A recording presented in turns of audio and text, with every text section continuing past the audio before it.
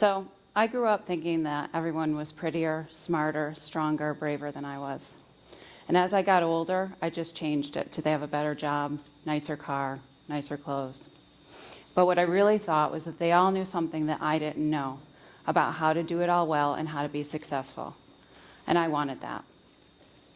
So imagine my surprise when I found myself living on the Connecticut shoreline with a wonderful husband, 3 beautiful kids.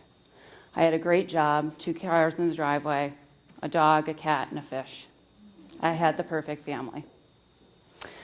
So when I heard about the TEDxYouth happening in Buffalo, I thought this was the perfect opportunity to come here and tell you all about my great family and all the great things that we've done.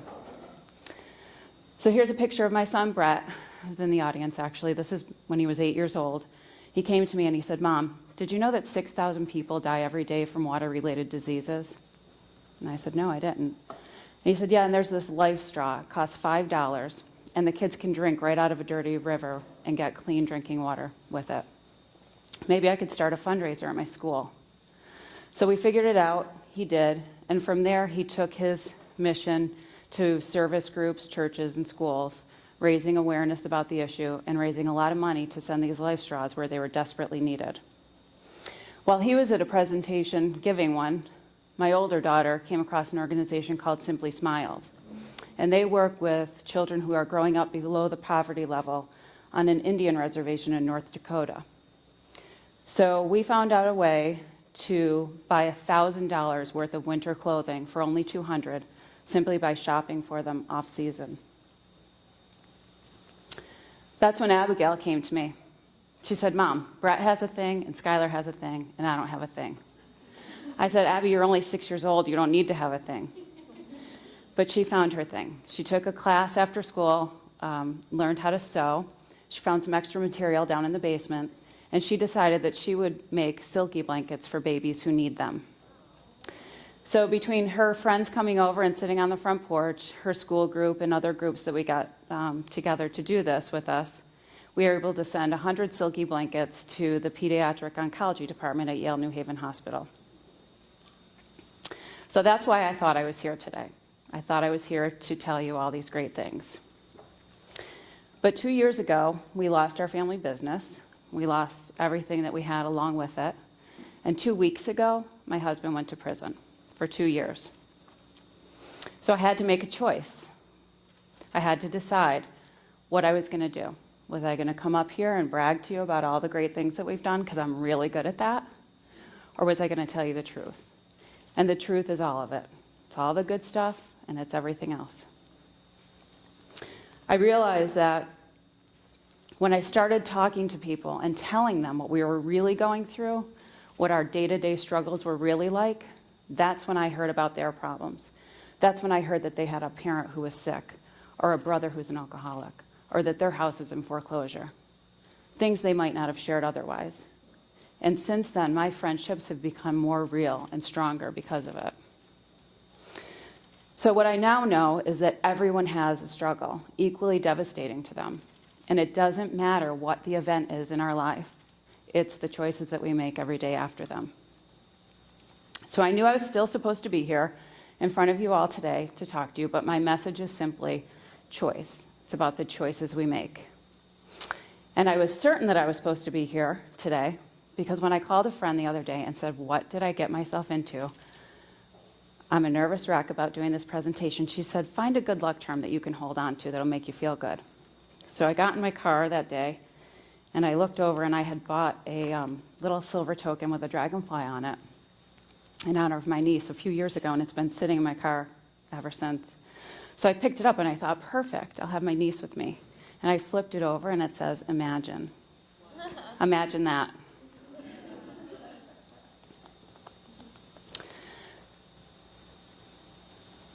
So it's not if we're going to lose someone we love. It's not if an accident's going to happen. It's not if a major change in our plans will occur. It's when. And when it does, what will you choose? So I realized I had 3 big choices to make. The first thing I had to do was choose what perspective I was going to take on this situation. First question I asked myself is, could this be any worse? And yes, it could. This was not death, okay? My 9-year-old has a friend whose father died last year, and she even came up to me and she said, you know what? His father can't call him every once in a while. He can't email or write letters to his father. So it could be a lot worse. I also had to decide whether I was going to be angry about this situation that I found myself in, or if I was going to find the opportunity in it and learn from it. And I did both, because in the beginning I was very angry. Angry about being in a situation that I didn't want to be in. Angry about having to leave everything I knew and had behind. But that didn't do anything to change it. So I started looking for the opportunity. We had the opportunity to come to Buffalo and make all kinds of new friends. We're in a very rich and diverse community. We've found out how many people really care about us in our lives. We have found strength that we never knew we had. We've increased our faith. We found the opportunity. I also had to decide whether or not I was the victim in the situation or if I was going to be empowered by it.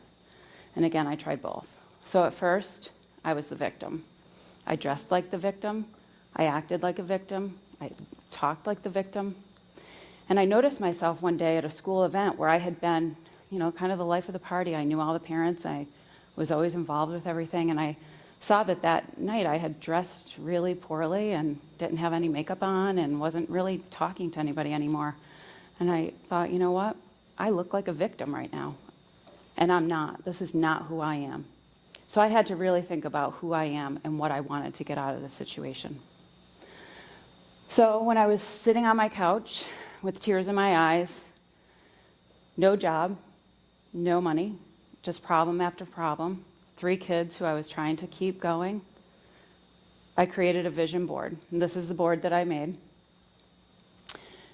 I put specific messages on there that I needed to hear, and then I posted this board everywhere I could see it, on my phone, on my desktop, on the wall, so that all day I was making choices to get me closer to these goals. And even when I felt like staying in my bed all day and not doing anything, I did one thing. Maybe it was make a phone call, send an email, go to a networking meeting, something. Because every time I did do that, it took me to the next experience. And all of those experiences led me to the job I have today. The job I have, I had no experience for, and I had no belief that I could do it.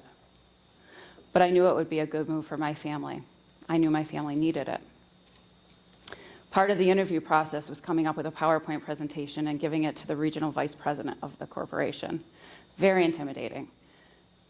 Never done anything like that before, and I wanted to quit 100 times while I was working on it. The last thing I said that night at 11 o'clock was, I'm not going. But I did. I got up the next morning, I got ready, and I went. I got the job, and 6 months later, I won an award for the work I was doing. And that job has been my way of becoming self-sufficient. I'm able to provide for my family in a way that I've never been able to do in my life. I also had to choose whether or not I was going to let this situation break our family apart, or if I was going to allow the space and the time to bring us together. And already in 2 weeks, we've shared a lot of emotions and feelings and words that might not have ever been exchanged before. So already that's working. Now I have the opportunity that when friends are going through a difficult time, I'm the one they call, because they're going through job losses, divorces, illnesses within their family. And I can help them choose their perspective, choose what they want to get out of the situation. So then it comes down to the everyday actions. I chose to act. At first, I wanted to sit on that couch and wait for somebody to come and save me. I waited for my parents to tell me what to do. My husband, my boss, anybody, just wanted somebody to save me. I realized that it had to come from within me. I had to figure this out and do what was best for me and my family. And I chose love. My worst moments were when I was filled with anger and fear and doubt and all the negative emotions you could imagine that you'd be going through at this time. So I would ask my higher power, please just fill my heart with love. Because when that happens, there's no room for anything else. There's no room for fear. There's no room for hatred. I was able to look around at the people around me and approach them with love and know that we all are just a product of our own experiences, that none of us have all the answers. I chose gratitude. So when my husband was leaving 2 weeks ago, I had a very important decision to make, and that was how to update my Facebook status. That day I chose to write a quote by A.A. Milne that says, "How lucky I am to have something that makes saying goodbye so hard." I chose to be me, no matter what the circumstances are. I used to think that I was the life I lived, that I was the clothes I wore and the car I drove, but when everything was stripped away, I realized it wasn't. It was me. It's the choices and the people that I choose to spend my time with. It's the choices of what I do with my day. That's who I am. I chose to accept help, which was really hard for me because we were always the family who was helping those in need. But I realized that we all need to take turns in life helping each other. And when I was able to accept that help, blessing after blessing entered our lives. I chose to engage, which again was really hard as recently as the other night at a party for this event. Sometimes when I'm still feeling less than or not good enough, that's when I stand back against the wall, my eyes down, shoulders down, and I have to choose to walk up and introduce myself to people. I have to choose to engage. And the hardest one was choosing the truth.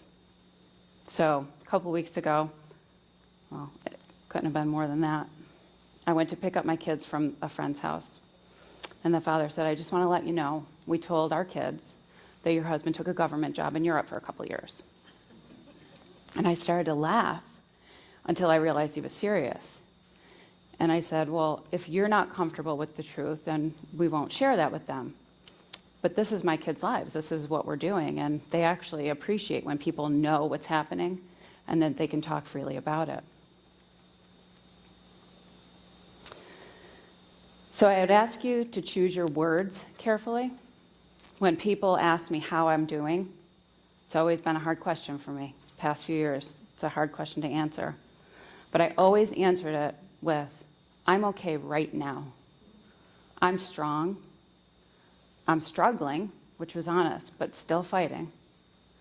"I'm resilient, and I'm okay." It reminds me of the quote by Gandhi that says, "Choose your beliefs because your beliefs become your thoughts become your words become your actions become your habits become your values, and your values become your destiny." And I believe we all have the choice of how we believe our situation really is, and that we ultimately have a choice in our destiny.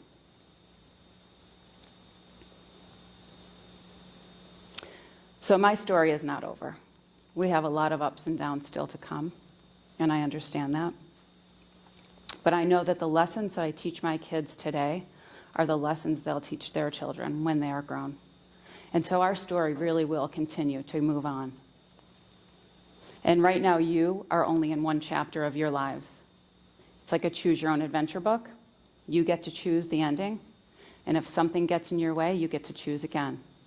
And you always just keep taking that one next right step, because you're only one choice away from your truth. So you may wonder why I chose to come out here and tell you the truth. I wanted to tell my kids that although their father's in prison, we don't have to be.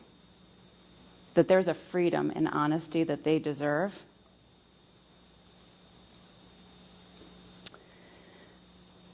And that it's really the choices we make, not the events that happen to us.